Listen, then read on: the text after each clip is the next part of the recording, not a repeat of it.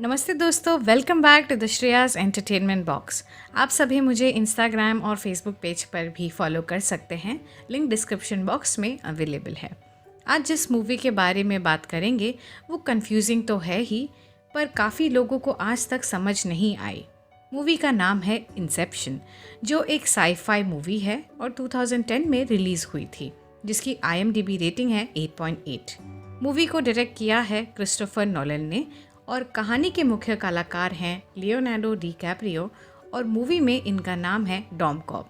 अगर सच कहूँ तो बहुत लोगों को इंसेप्शन एक बार देखने से समझ नहीं आती है, मुझे भी नहीं आई थी। अब मूवी के कॉन्सेप्ट के बारे में थोड़ा बात करते हैं। कहानी ड्रीम्स या सपनों पर बेस्ड है। हमें दिखाया जाएगा कि इंसान सपनों में क्या क्या कर सकते हैं। सपने में, जैसा कि हम सब जानते हैं, कुछ ऐसी चीज़ें दिखती है जो हकीकत में हो ही नहीं सकती, जैसे कि बिल्डिंग्स अजीब तरह से दिखना या फिर रास्तों को टेढ़ा मेढ़ा या उटपटांग दिखना। मूवी में कभी कभी कैरेक्टर सपने में इतने अंदर तक चले जाते हैं कि ये पता लगाना मुश्किल हो जाता है कि अब तक सपने में हैं या फिर हकीकत की दुनिया में। उनके पास एक ऐसी चीज़ है जिसे टोटम या टॉप कहा जाता है, जिसे अक्सर बच्चे खेला करते हैं। अगर ये टॉप घुमाने के बाद वो लगातार घूमता रहे तो पता चलता है ये लोग अब तक सपने में हैं। अगर गिर जाए तो मतलब सपने से बाहर आ चुके हैं। अब सबसे ज़रूरी बात, अगर सपने में जाने के बाद किसी की जान चली जाए तो वो समय से पहले जाग जाता है। और मूवी में ये लोग सपने में जाने के लिए नींद की दवा लिया करते हैं, जिसे एक डिवाइस के ज़रिए दिया जाता है, जिसका असर एक वक्त तक ही रहता है। अब हम जान लेते हैं लियोनार्डो डिकैप्रियो यानी कि कॉब का इस मूवी में क्या प्रोफेशन है। उनका काम है लोगों के सपनों की दुनिया में जाकर उनके दिमाग में चल रहे बातों या इन्फॉर्मेशन को चुराना। ये लोग दूसरों के दिमाग में नई आइडिया भी डाल सकते हैं, यानी कि अगर वो किसी इंसान से कोई काम करवाना चाहते हैं तो उनके सपनों की दुनिया में जाकर वो बात डाल देते हैं और फिर वो इंसान वैसा ही करता है जैसा कि कॉब ने उनके सपने में जाकर बात कही होगी। ऐसा करने से सामने वाले इंसान को लगता है कि ये उनके ही मन की बात है और असल ज़िंदगी में वो वैसा ही करते हैं। मूवी की शुरुआत होती है कॉब से, जो काफ़ी बूढ़े हो चुके हैं और उस वक्त समंदर के किनारे पर होते हैं। उन्हें कुछ लोग उठाकर ले जाते हैं एक दूसरे बहुत ज़्यादा बूढ़े इंसान के पास। दरअसल ये सीन एक सपना है, जो मूवी के अंत में आपको समझ आ जाएगा। जब कॉब उस बूढ़े आदमी को देखते हैं तब उसे कुछ बातें याद आने लगती हैं और पूरी मूवी फ्लैशबैक में चली जाती है। एक दिन कॉब और उसका साथी आर्थर एक साइटो नाम के बड़े बिजनेसमैन के मन से कुछ आइडियाज़ चुराने की कोशिश करते हैं, लेकिन उस आदमी को पता था कि ये बस एक सपना है। कॉब और आर्थर जिस होटल में ठहरे थे वहाँ मैल भी आ जाती है। मैल कॉब की वाइफ थी जो मर चुकी है और जिसे हम देख रहे हैं वो असल में बस कॉब का सपना है, जहाँ मैल हमेशा रहती है। अब सब जग जाते हैं और देखते हैं सबके सब एक ट्रेन में होते हैं और सपना टूट जाता है और कॉब अपने काम में सफल नहीं हो पाते हैं। साइटो अब कॉब और आर्थर को मिलने के लिए एक चॉपर में बुलाता है और कहता है उन दोनों को मिलकर उसके लिए एक काम करना होगा। काम ये है कि एक इंसान के सपने में जाकर एक आइडिया चुराना नहीं बल्कि क्रिएट करना है, यानी कि किसी के मन में एक बात डालनी है। लेकिन कॉब इस काम को करने से मना कर देता है क्योंकि ये काम करना बहुत मुश्किल है। साइटो कॉब से कहता है क्या तुम घर नहीं जाना चाहते हो, पर साइटो ऐसा क्यों बोलता है? क्योंकि कॉब के सर पर अपनी वाइफ के मर्डर का इल्ज़ाम लगा हुआ है और अगर वो अमेरिका वापस गया तो वहाँ की पुलिस उसे पकड़ लेगी क्योंकि वो अब तक उसके तलाश में है। मगर कॉब फिर भी अमेरिका जाना चाहता है क्योंकि उसके बच्चे वहाँ पर हैं जिनसे वो मिल नहीं पाया है अब तक। साइटो फिर से कहता है क्या तुम अपने घर जाना चाहते हो, मगर कॉब कहता है तुम ऐसा नहीं कर सकते। साइटो कहता है मैं ऐसा कर सकता हूँ। कॉब कहता है क्या करना होगा? अब कुछ समय के बाद साइटो मिलकर कहता है मेरा एक बिजनेस राइवलरी या कॉम्पिटिटर है जो बहुत बूढ़ा है और मरने की कगार पर है और उसका एक बेटा है जिसके दिमाग में तुम्हें ये आइडिया क्रिएट करना है कि उसने अपने पिता की कंपनी को ख़राब करना है या बिखेर देना है ताकि साइटो की कंपनी का नाम हो जाए और नंबर 1 बन जाए। और कॉब से कहता है अपना एक टीम बना लो और हम जल्द मिलेंगे। कॉब को अब एक आर्किटेक्ट की ज़रूरत थी जो उसका सपना डिज़ाइन कर सके। फिर वो अपने father in law professor miles से मिलने जाता है और वो कॉब को एक आर्किटेक्चर की स्टूडेंट से मिलवाते हैं जिसका नाम है अरियाडने। अब यहाँ हमें कुछ इंटरेस्टिंग बातें पता चलती है, जैसे कि सपनों में 3 लेवल्स हैं, यानी कि सपने में जाना और उसमें एक और सपना और उस सपने में एक और सपना, बेसिकली सपने के अंदर सपना। ओके, थोड़ा कंफ्यूजिंग था। खैर, हमें एक और बात पता चलती है कि जब हम सपने में जाते हैं तो असल ज़िंदगी के कुछ घंटे होते हैं, मगर सपने में कई दिन या कई हफ्ते, और अगर सपने में जाते हैं तो कई साल हो सकते हैं। यहाँ सपने का एक टाइम लिमिट है, जैसे कि पहले लेवल पर अगर असल ज़िंदगी में 10 घंटे सोकर सपना देखें तो सपने में 1 हफ़्ता मिलेगा। दूसरे लेवल पर अगर सपने के अंदर सपना देखें तो 6 महीने मिलेंगे और तीसरे लेवल या तीसरे सपने में 10 से अधिक साल मिलेंगे। तो अब टीम मिलकर डिसाइड करता है, रॉबर्ट फिशर जो साइटो के बिजनेस कॉम्पिटिटर का बेटा है, उसके दिमाग में पॉजिटिव इमोशंस के द्वारा आइडियाज़ क्रिएट किया जाए, क्योंकि पॉजिटिव फीलिंग ज़्यादा स्ट्रॉन्ग होती है और दिमाग पर उसका अच्छा असर होता है।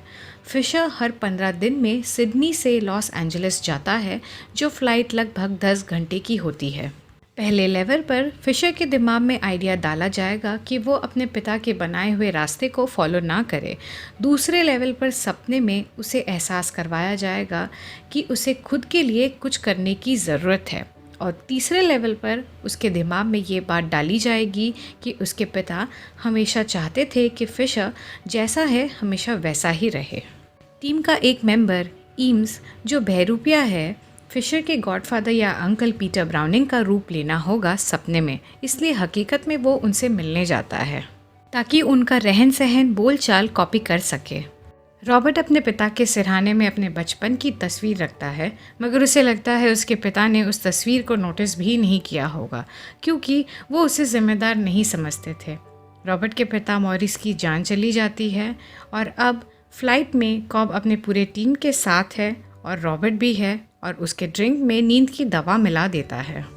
अब है पहले सपने की बारी, जहां टीम को पता चलता है रॉबर्ट फिशर ने किडनैपिंग से बचने के लिए पहले से ही तैयारी कर रखी है।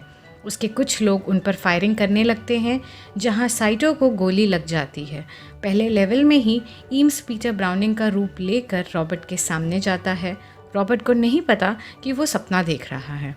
रॉबर्ट को किडनैप कर लिया जाता है और दिखाने के लिए अंकल पीटर को भी किडनैप कर लिया जाता है।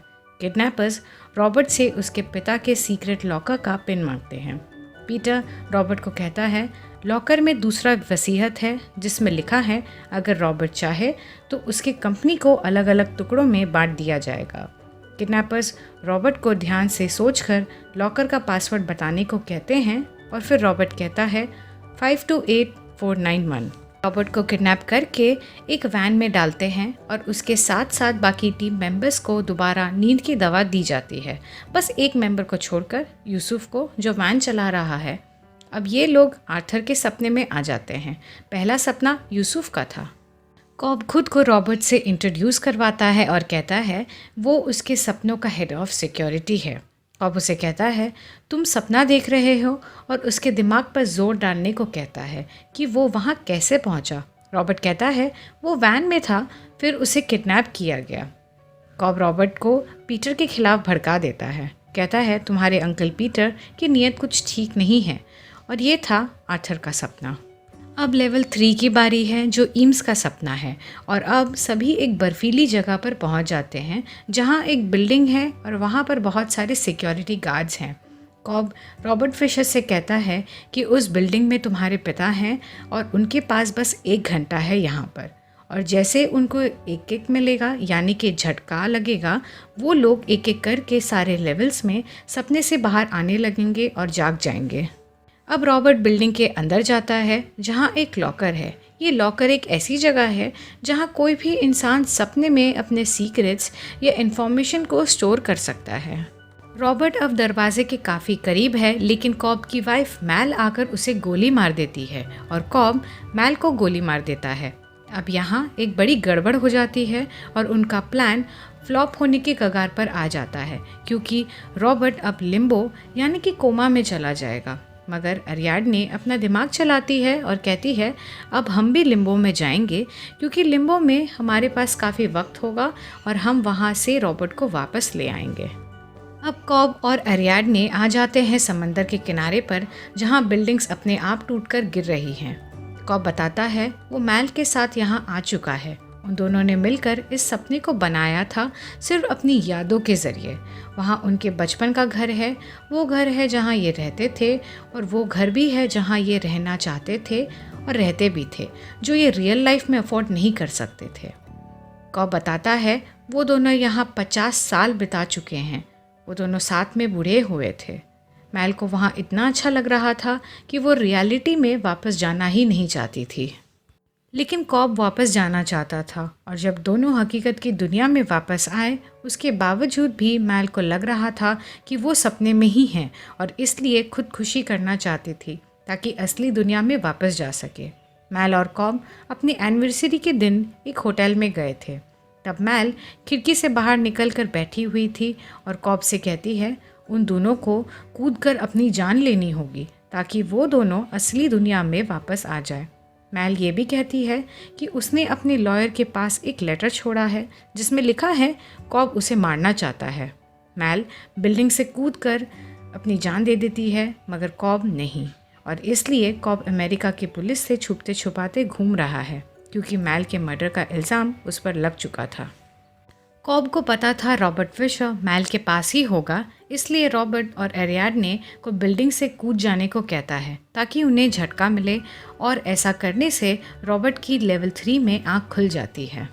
रॉबर्ट अपने पिता से मिलता है जो हॉस्पिटल में थे और मरने वाले थे। रॉबर्ट कहता है सॉरी डैड, मैं आपके जैसा नहीं बन पाया।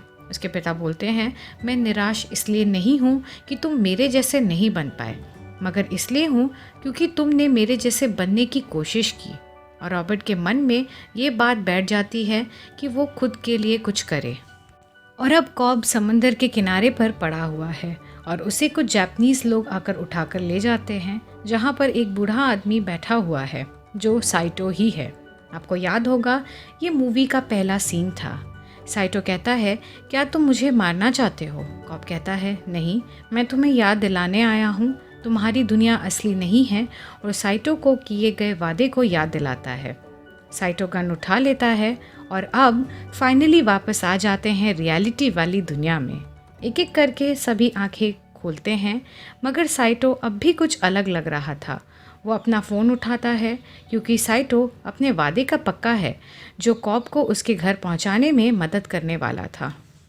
कॉब अब एयरपोर्ट पर आ जाता है और उसे एयरपोर्ट ऑफिशियल वेलकम होम कहता है। उसे रिसीव करने के लिए मिस्टर माइल्स आते हैं। अब देखते हैं मूवी के आखिरी सीन को, जहां कॉब अपने घर पहुंच चुका है। उसके बच्चे बाहर खेल रहे हैं जैसा अक्सर वो अपने सपनों में देखा करता था। कॉब टेबल पर टोटेम को फिर से घुमा देता है और फिर अपने बच्चों से मिलता है जो पहली बार उसके गले मिलते हैं, पर वो टोटेम घूमता ही रहता है। और इसी के साथ ये मूवी ख़त्म हो जाता है। दोस्तों, इससे पहले कि मैं ये वीडियो ख़त्म करूँ, आपको मूवी की लास्ट सीन का कन्फ्यूजन दूर करती हूँ। आपको लग रहा होगा कि टोटेम तो घूमता ही रह गया, गिरा नहीं, तो कॉब अभी भी अपने सपने देख रहा है या असल दुनिया में है? तो जवाब है कॉब असली दुनिया में ही था। कॉब जब अपने सपने में होता था तब उसके हाथ में एक रिंग होती थी, मगर असल ज़िंदगी में उसके हाथ में कोई रिंग नहीं होती थी। दूसरी बात, प्रोफेसर माइल्स कभी भी कॉब के सपने में नहीं मिले, यानी कि जो लास्ट सीन था वो भी हकीकत था। वो असल में कॉब को लेने एयरपोर्ट आए थे और घर ले गए थे। सो दोस्तों, थैंक यू मेरा वीडियो देखने के लिए। हम जल्द मिलेंगे दूसरे मूवीज़ और सीरीज़ के साथ। तब तक के लिए stay tune and please don't forget to like, subscribe and share. Bye bye.